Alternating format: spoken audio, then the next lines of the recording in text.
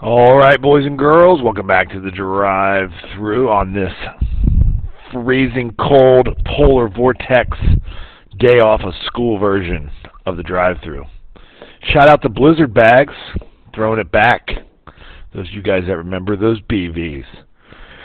All right, this is an intro video for 7.5.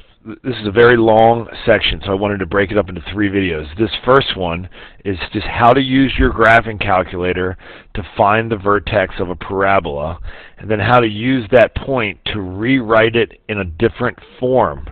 Okay? So we're going to start with the equation y equals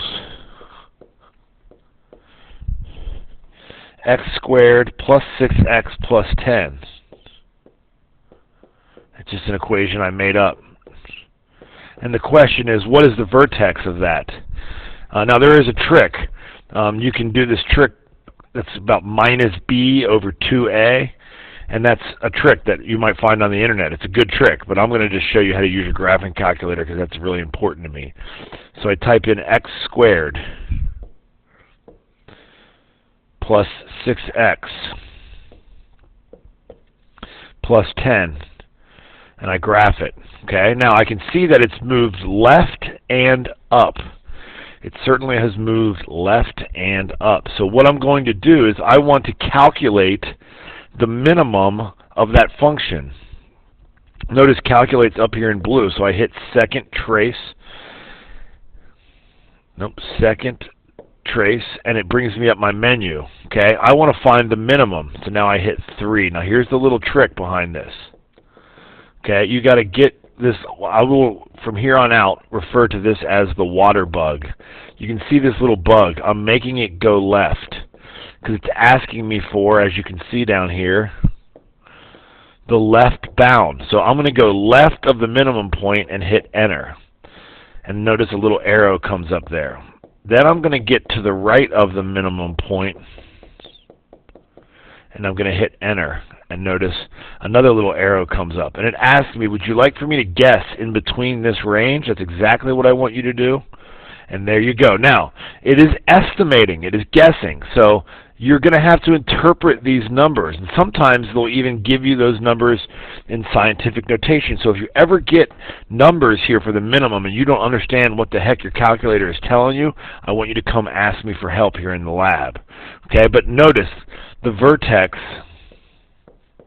we just found it, is at -3, 1. So what if they asked us to write this in vertex form? Okay, well, hopefully you remembered the earlier sections. What makes this parabola go left 3 and up 1? Ah, I got it. It's y equals parentheses x. Now, what makes it go left 3? That's a plus 3 in the parentheses. And that is being squared. What makes it go up 1? This thing out here. Okay?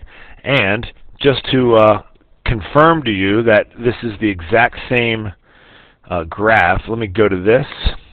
Let me clear it and rewrite it. I'm just going to rewrite this as that. So parentheses x plus 3 quantity squared, and then add 1 to it, and well, let's graph that one, and you'll see it's the exact same graph. Now, just to show you that it is the exact same graph, let's FOIL it. So it's x plus 3 times x plus 3 plus 1.